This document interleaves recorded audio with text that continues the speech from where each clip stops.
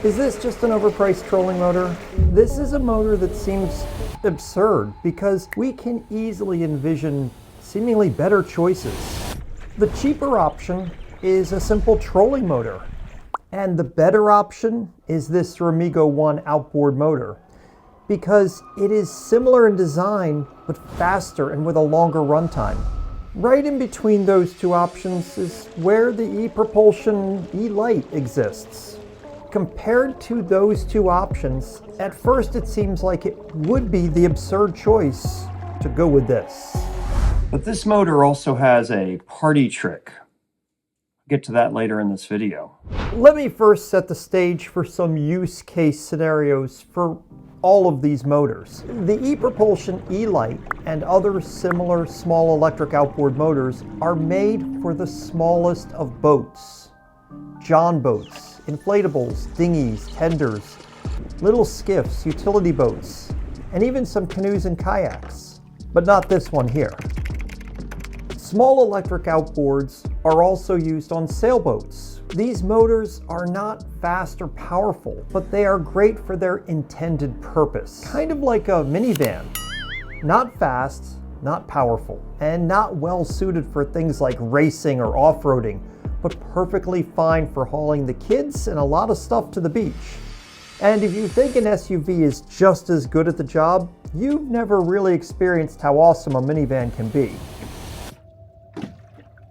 And if you've never really truly experienced an electric outboard motor, they can be really sweet. They are a whole lot easier to operate and deal with than a gasoline outboard motor.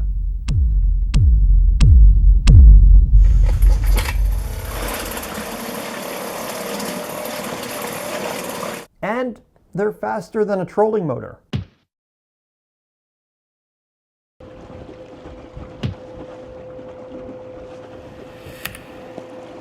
This makes me happy and doesn't give me a headache. When I use the ePropulsion E-Lite, a common question I hear is, why not just use something else that's cheaper or better? Because at first glance, it seems kind of absurd. Earlier I mentioned a trolling motor and the Remigo One as the options that seemed like better choices. Let's actually consider our three options.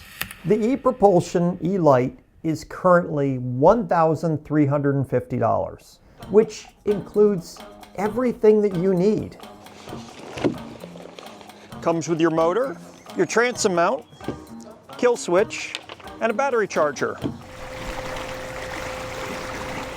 It has a runtime of 45 minutes at top speed. And that top speed is just under 5 miles per hour. It weighs about 18 pounds. Our budget option is the traditional trolling motor and battery. A basic 30 pounds of thrust trolling motor comes in well under $200. And a good lithium battery and charger will run you about $300. So for $500, you're good to go. If cost is your number one concern, obviously a trolling motor is the winner. Heck, if you shop for a used one, you probably can do it all for under $200. But this option takes up the most space in your boat and is the heaviest and the slowest. The trolling motor option is the only one of these three that has to allow room for a battery on the boat. The other two electric outboards that I'm comparing it to have their batteries built into the body of the motor. The smallest and lightest trolling motors actually weigh a little bit more than the ePropulsion E-Lite. If you were to purchase a 12-volt, 55 pound of thrust saltwater rated trolling motor and a 100 amp hour lithium battery, that ends up being quite a bit of weight in your little boat. The E-Lite is less than half that weight. If you opted for a traditional trolling motor battery, those are even heavier than a lithium battery. And lastly, I have yet to see any trolling motor that can push my boats more than a walking pace.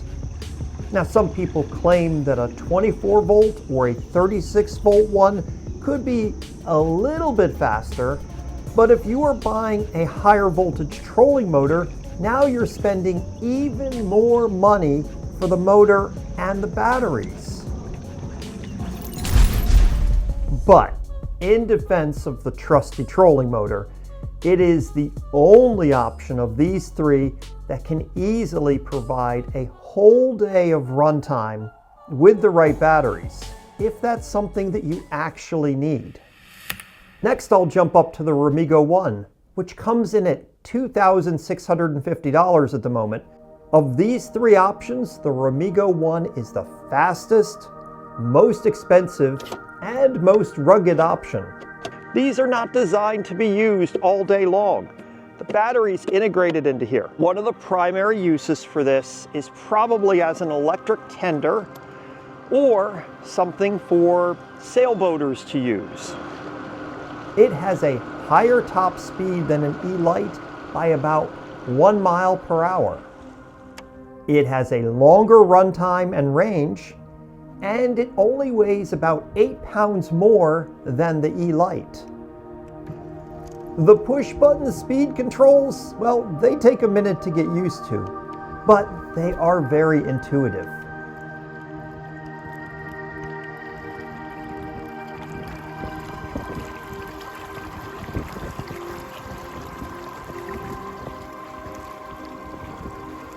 If you're comfortable spending twice as much as the e-light because you want or need a little more power, speed, and range, then the Remigo One might be the motor for you. Instead of lugging a heavy battery box and mess of cables, the e-light gives you 4 major wins. The motor weighs just 14.7 pounds. That's less than a medium-sized dog. You can carry it in one hand or keep it in its dedicated storage bag. Because the battery is built into the shaft, your boat stays clear. No more tripping over battery boxes in a 10-foot John boat or a small inflatable. If you're leaving your tender at a public dock, you don't have to worry about theft. You just pop the motor off of the bracket in 2 seconds and carry it with you like a briefcase. It's just one piece of gear. No wiring, no terminals to corrode, and no trunk Tetris trying to fit a heavy 100 amp hour battery and a separate motor into your car.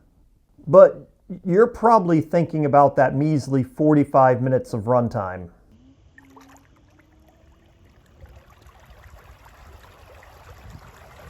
Running this continuously at half power, which is still faster than most trolling motors, gives you 90 minutes of runtime. But there's a few other interesting benefits to the e-light as well. It has the ability to charge things. So even while we're underway, I should be able to charge my cell phone. It has a USB-C plug at the top of it, and my cell phone's a USB-C, so I got a cable right here. So get myself turned around here. We have 72% battery right now.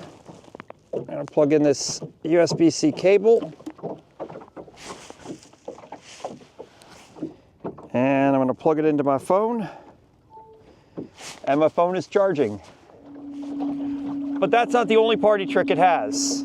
The other one is using this solar charger, which comes with this adapter, which a lot of us refer to as a cigarette lighter adapter. Whew, it is windy out here today. Wind is blowing me all around. And supposedly, I can recharge the e-light with this and a 12 volt power source. So I have one of these battery booster boxes right here. And it happens to have the car adapter on the side. Let me throttle this off for a second in case I get disconnected. So we plug this in, and I see a blue light on here. So it's working. And I'm going to plug the other end into the lower jack on here, which is the charging port. We plug this into here, and we're at 71%, and let's get going. On the solar charger right now, it is a blue blinking light, which means charging. So even though it's got a self-contained battery, you can actually be recharging it while you're running it, or while you're not running it, through this setup right here. So via solar panels, or via 12-volt power supply that has this type of what we used to call a cigarette lighter plug. But also, the E-Light might be a good emergency or backup motor.